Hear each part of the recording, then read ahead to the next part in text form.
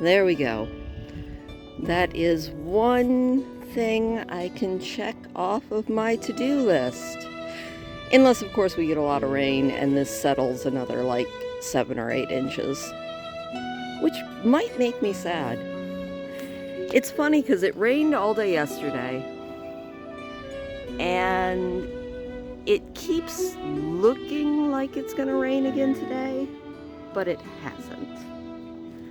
Also, I really wish that ducks were not so shy. Most of the time, the only way I can get them on film is if I'm filming them from inside the house and as zoomed as I can get, which, I mean, I guess that works. But it's not as cool as actually being close to them. Ducks need to become like swans and just get really brave.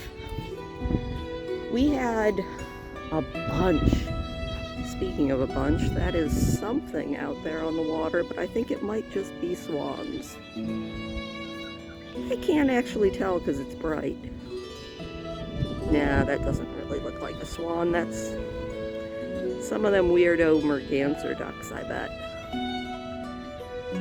So far away, mean ducks.